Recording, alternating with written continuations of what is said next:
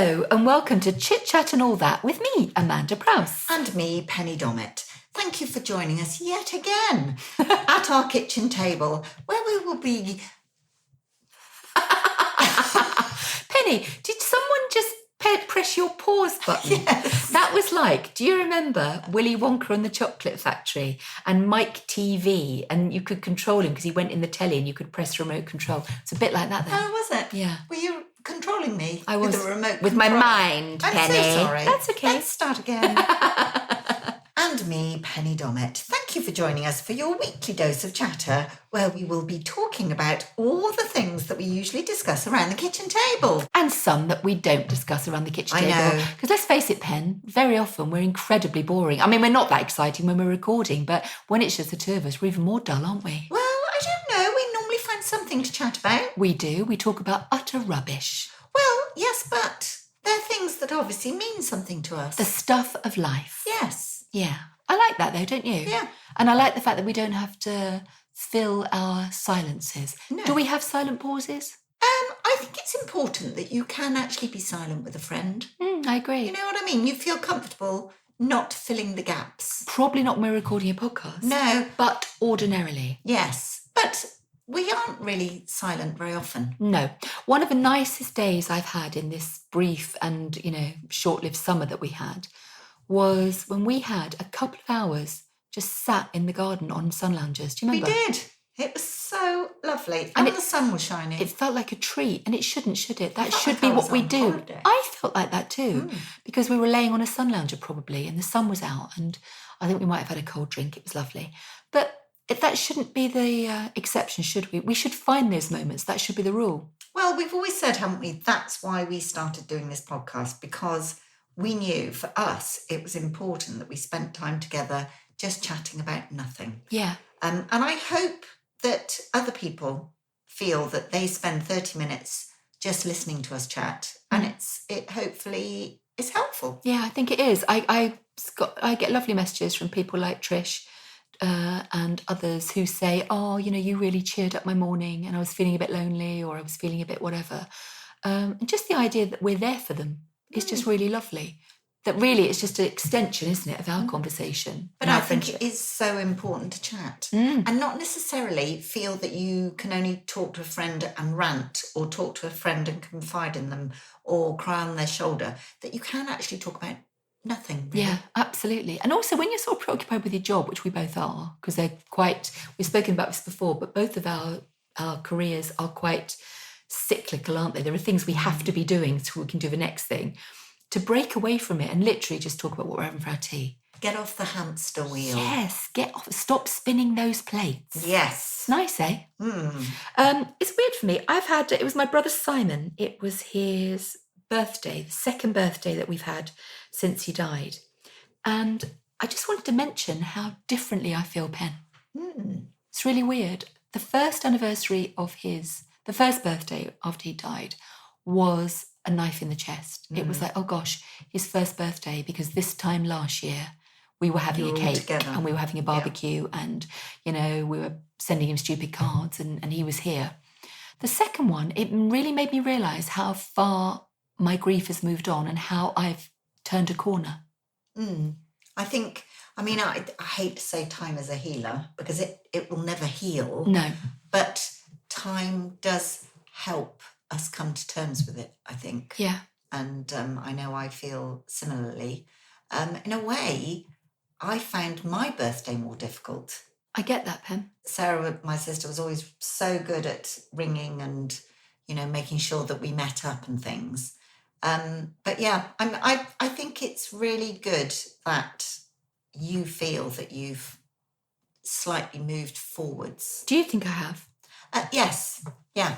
Very much Can you see it in the way I hear it in the things I say? Because I think as well now, you mention him when you're smiling. Yeah. And you mention him and mention memories that are good memories. Whereas, 6 months ago, it would have only been mentioning his name with you looking sad. And thinking about his death, actually. Yeah. I've gone from, I think that's actually what the difference is. It suddenly occurred to me that every time I thought about him or mentioned him or saw a photograph or whatever, I thought about losing him. And he had 5 wonderful decades on the planet. He achieved a lot. He lived the most amazing life. He was very, very funny. He meant so much to so many people.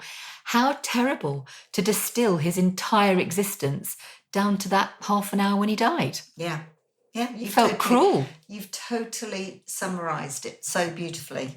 You really have. And it's weird because I think you don't realise that you are turning corners, but I definitely have. But I said to Simeon actually just a couple of nights ago, it's taken me 2 years, properly taken me 2 years. And I wouldn't have thought it would have taken me that long in some ways. And in other ways, I thought I might hurt for a lifetime. And of course, I'm going to miss him every day. I always will. But I feel better. And it's nice for anyone that is going through grief, whatever stage you are at in your grief journey, I think it's really nice to know that you will feel better. I think, again, I'm going to point out the obvious, really, but you've always been very open about talking about him. Yeah. And I think a lot of people do close down and they don't want to discuss it. They don't want to talk about how they feel. They don't want to be made to feel that they'll be embarrassed if they cry, or they don't want to show their emotions. And I really think, even if you can find one person that you can talk to about it, or talk to the dog, or talk to yourself when you're going for it, I really think that's helpful. Yeah, I think that's right, Pen. But also, it's kind of like, as a family, we're very good at talking about him because we like talking about him, and it keeps him present.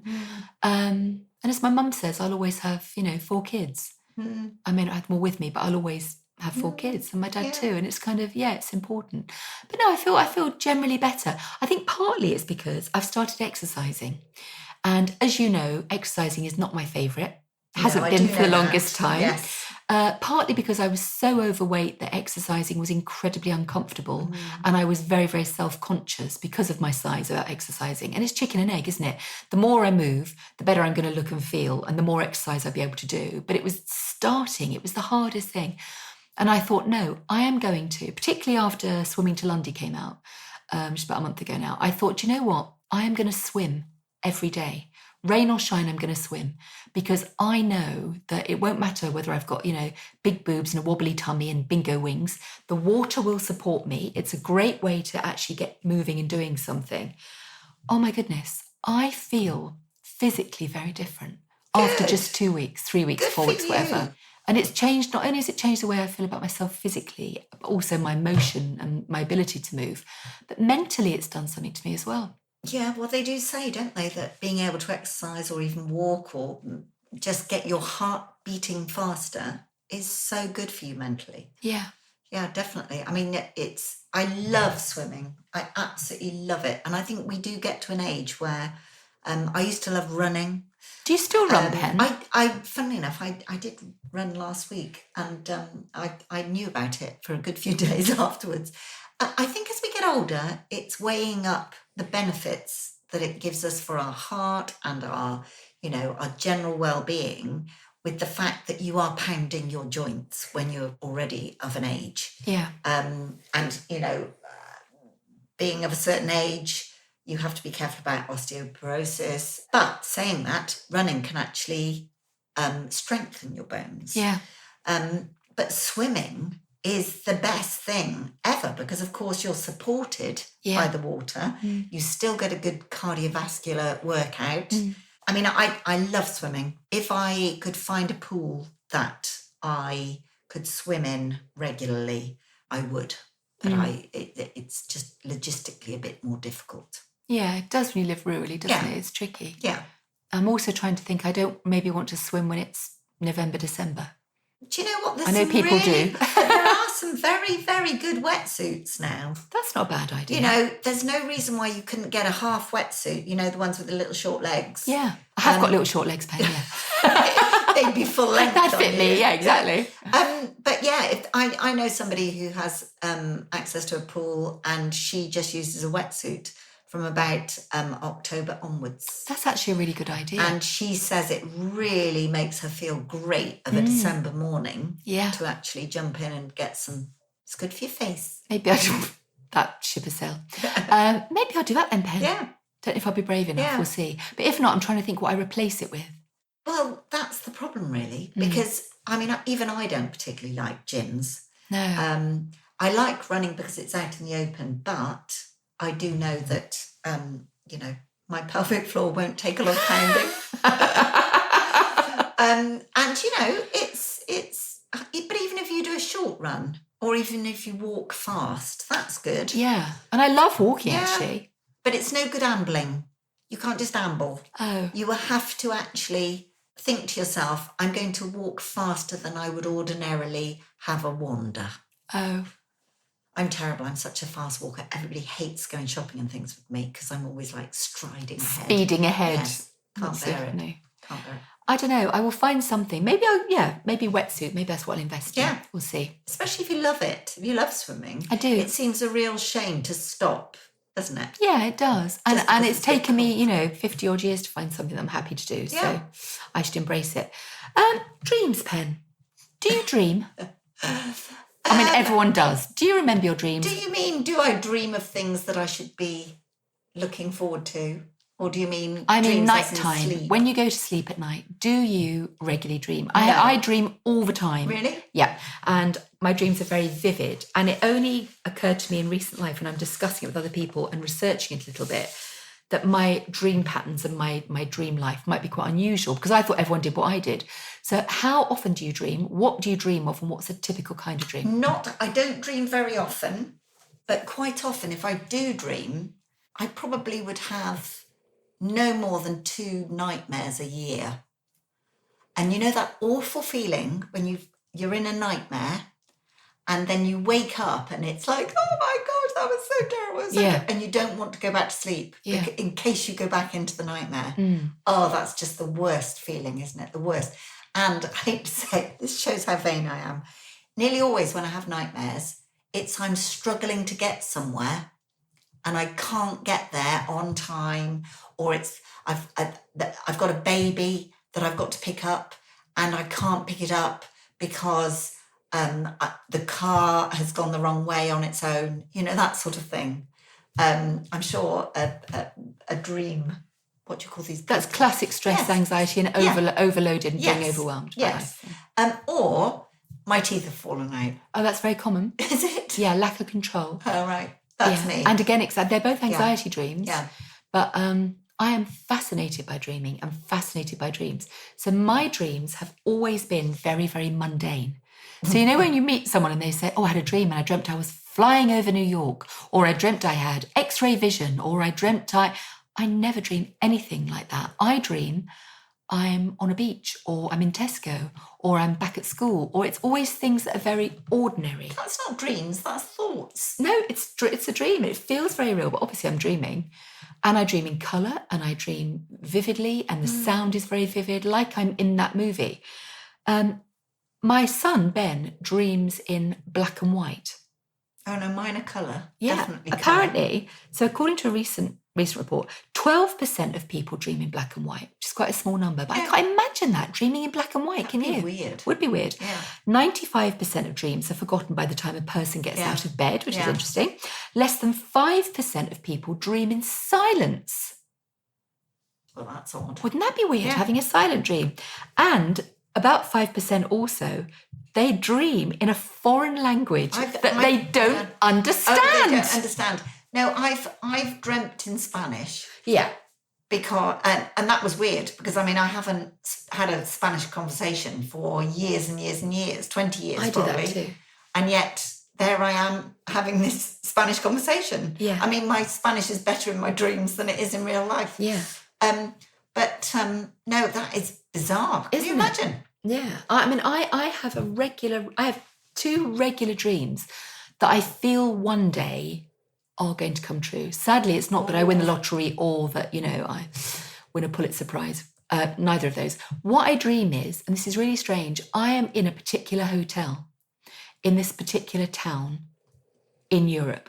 I don't know what country it's in, but I dream about it with such regularity that if you took me there and put me there, I can tell you where the shops are, where the bakery is, how to get around the hotel. I can tell you what the rooms are like, where we eat, how the steps down to the water, like it's, somewhere from your childhood where you go a lot. That's this place in my mind. And I dream about it a lot. And I dream about it with different people in different times, in different scenarios. Sometimes I escape there in a dream. Something bad's happening. I think, I'll go to that place. And I'm in my resort. And it feels quite Spanish. It's definitely European because it's that lovely Grecian blue sky and it's the temperature. I know where it is. Amanda Land. I've never been there, Pen, but I know everything about it. And it's very comfortable for me when I get there in my dream. It's like, oh, great, I'm here. But we know you have that sort of mind. It's because so that's weird. How you write your books. Yeah, it's so that's weird. weird. Yeah, it is weird. Having that ability to have something so vividly in your head, I mean, that blows my mind. Yeah, it's weird. It's a real weird one. I'm convinced that one day I'll go there and go, oh, okay, it's here, because I feel like it's so real. And I know so much detail about it. And I've been there in my dreams hundreds of times. Not just like going once to a resort and you think, oh, yes, I vaguely remember this. I know every detail of it. It's very strange. It is so strange. And when I've been really stressed or grieving or lots of other stuff going on, if I'm feeling overwhelmed by life, and I'm sure our listeners have this too, I'll be interested to hear about your take on it.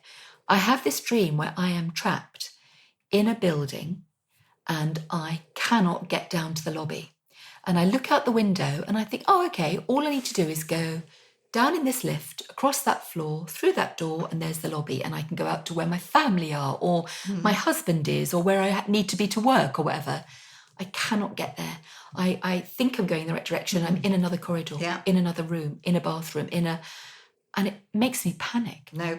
Do you dream that? Yes, but similar in that I'm trying desperately to get somewhere and things keep happening to stop me getting there. Actually, interestingly, quite often there are dogs in my dreams. That's interesting. And not necessarily my dogs. I never have dogs in my dreams. Oh, no, I've had dogs in my dream. And they're my dog in my dream. But not a dog you really have. But not a dog I've ever had. That's so weird. That's really bizarre. Yeah, that is bizarre. But do you know, I find things like this fascinating. You know how there have been people that have had some sort of injury and been in like a coma, and then they wake up and they're talking a foreign language. Yeah. I mean, how crazy is that? Yeah. Can you imagine? No. It's bizarre, isn't it? I find dreams absolutely fascinating. And weirdly, when Simon first died, I had one or two very, very strange dreams with Simon in them.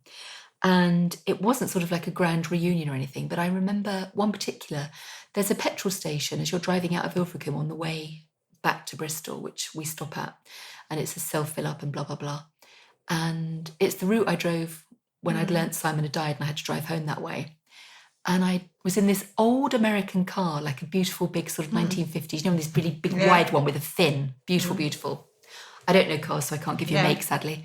And I was in the driver's seat, and there was a sign and it said, stay in your car and we will fill up your tank for you. So I was sitting in the car and I was looking in the little mirror on the side. What are they called? The little side mirror. Wing mirror. Wing mirror, that's the one. I don't use mirrors very often, do you? Yeah, only the lipstick one in the middle. I use that occasionally. And I looked in this mirror and Simon was filling my car up.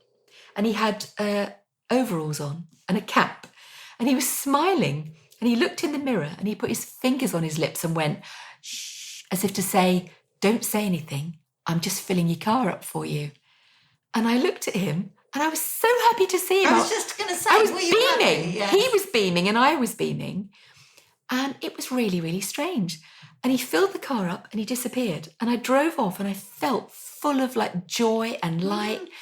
And it really made me feel great. Even though I was deep in my grief, it was very, very strange. And I don't know why, there was something about it that was different to all my other dreams.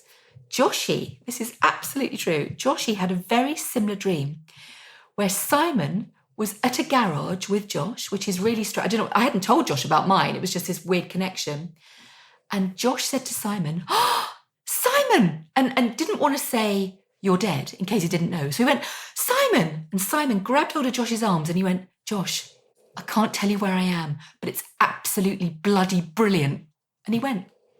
And you know, amazing. Josh felt amazing.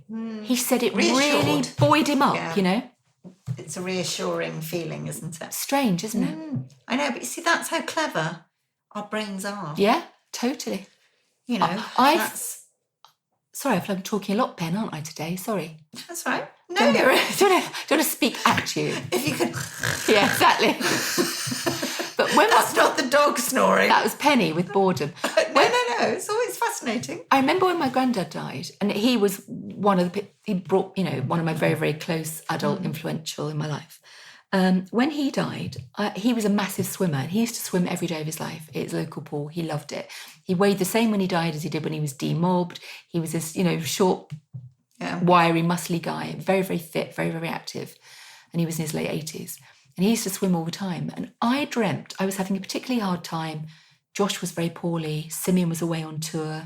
I was struggling to try and get my writing career off the ground. It felt like I had a lot on and I was very lonely. And life was particularly difficult. And I dreamt I was in a swimming pool and he pulled me down to the bottom. And we sat cross-legged on the bottom of this swimming pool. Of course we could breathe. And he couldn't speak because we were under the water. And he was miming like this. And he was saying, let it all go over your head. Let it all just go over your head. It will all pass. And I remember this dream really vividly. And we're talking, this dream would have been in 2013. So quite a while ago now. But I remember every detail of it. And it gave me such a feeling of peace. It was like he was giving me this amazing advice. And I woke up the next morning and I thought, he's right. I would love to see people in my dreams. Do you not? No, it's not like I see people that I miss. Do you know what I mean? That have died or that I miss. I mean, I don't ever see, my parents. Do you not, Penny? No, never. Have you ever? No, never. Nobody. I mean, I do see people in my dreams, but they're quite often not people I recognise. Yeah. It's odd, isn't it? Yeah, that is. Yeah. I just assume that happened to everyone. No. Well, not to me. Perhaps I haven't got a very good imagination. My mum hasn't either, though. I mean, I do dream, but they're nearly always, like you say, they're stress dreams where I'm panicking that I haven't done something or my teeth have dropped out. Yeah. My mum hasn't seen Simon in a dream. No. She said, I'd love that to. That would be really reassuring. I love it. Yeah. It hasn't happened to me a lot, but it's happened to me a handful of times. Yeah. I'd like to know what everyone else's experience of it is, if any of our listeners have had that and what they make of it. I mean, it would be like, what a job. Can you imagine being one of these dream counsellors? Mm. Is that what you call them? Yeah, analyst, I suppose. Yeah, where they say, if you dream about grapes, then this is what this means. And, I'm quite into it. I've researched it a lot, and it is quite obvious, isn't it? It's just your brain sort of, trying to sort of make sense of everything. And the idea of sleep is so vital. I'm convinced, I know with Joshy, he has always had really poor sleep, and he has night terrors, and he's had them nearly every night of his life. And I'm convinced it's part of his poor mental health. I'm convinced the two are very closely linked. I really believe that sleep is when it mends not only your mind, but your heart and your body. And I think people that, unfortunately, don't sleep well for no want of trying. Yeah. I really feel sorry for them because I've said this before, I need my sleep. Do you nod off okay though, don't you? It's not, it's waking up at the... Well, I when I do have a problem waking up at night, and it's nearly always because I'm worrying about something, I've now got into the habit of putting in one ear pod and listening to somebody who has one of those beautiful, beautiful voices. Monty Don. He is wonderful to fall asleep with. Yeah. Hello, Mont. Hello. He's just got that wonderful voice. Yeah, he has. Literally, Stephen Fry. He's another one. Yeah. I mean, he literally could read the phone book, and it just sends me straight off. And you put your thing on a little timer, and I'm asleep, and that's it. Within 2 minutes, I'm back asleep again. You can get these sleep apps, can't you? That these sort of things that are supposed to just... I don't know how they work, but... I have to... Well, very similarly, you get all these different people with beautiful voices reading. What they do is they read a story, but they're really boring stories. And it is... I remember one of them was something about rules of cricket. But it was really dull, and that's the whole point. You fall asleep. That's so funny. And I remember I've listened to one by Jamie Dornan. Oh, He's got a lovely voice. What an actor. But yes, it literally, he was, and with that lovely little Irish lilt in there.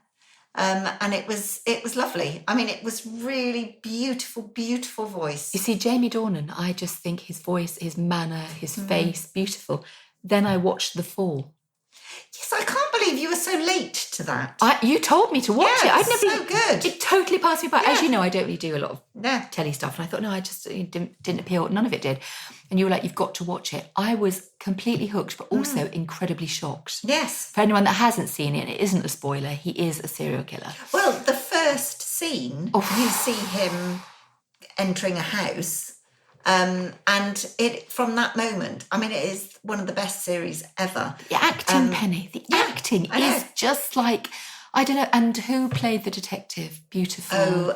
Gillian Anderson. Yes, she is so good. Both of them. Yeah. I mean, all of them. Really everyone in it, to be honest. But I found it. I've looked at him differently since then. I know.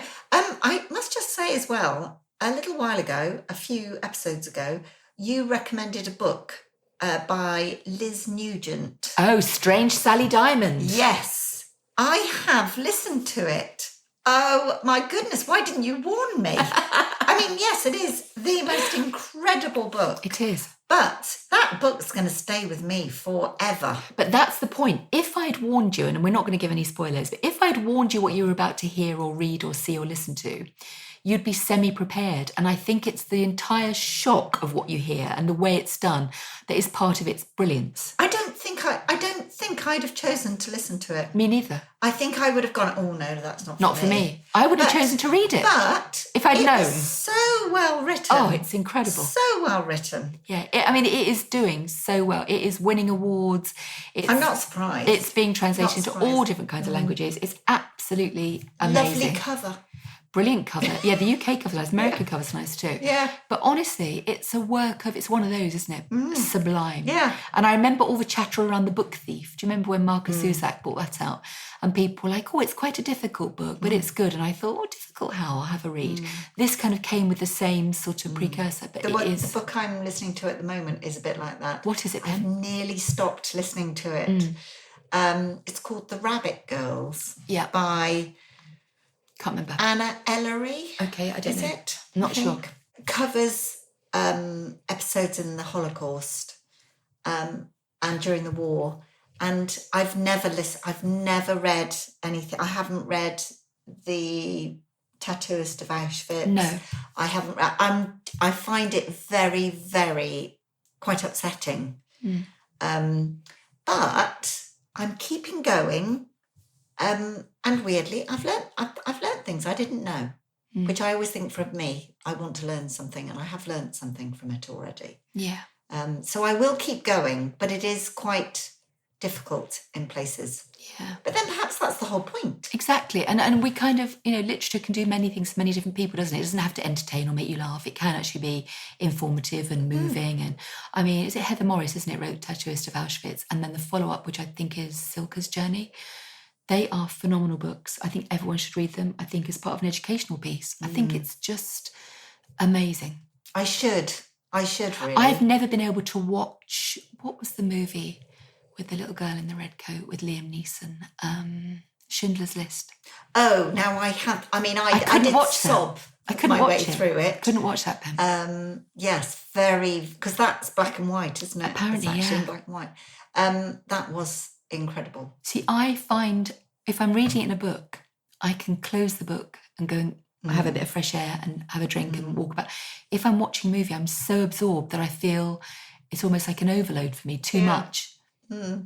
Yes, I mean, I think, like you say, it's really important that we push ourselves to read things that take us away from our comfort zone. I also think it's a great reminder when the world feels a bit like a dumpster fire, as it can sometimes, as it does at the moment very often, just remind of what we've been through and try and learn lessons from it, really. I think it's quite... But that we have come through it. Yeah, absolutely. But then you see, once I've listened to this, Rabbit Girls, and the other lovely thing is I'm listening. Yeah. And it's Simon Callow. Oh my goodness. I mean, he's another one. And that's one of the main reasons why I chose the book, because I knew he was narrating it. And Gemma Arterton. Oh, she's great. And it's, I mean, if it had been a bad narrator, I would have given up long before now. Yeah. But no, it is wonderful. Oh, Pen. Well, that was quite a sober episode for us, Pen, wasn't it? Yeah, I don't think we did any giggling. Not too much, no. Particularly after our giggle fest a couple of weeks ago. It's probably quite a good thing. Yes. But oh my goodness, I've loved chatting to you today. Thank you. I always love chatting to you. I always love chatting to you, my darling. And thank you too for listening.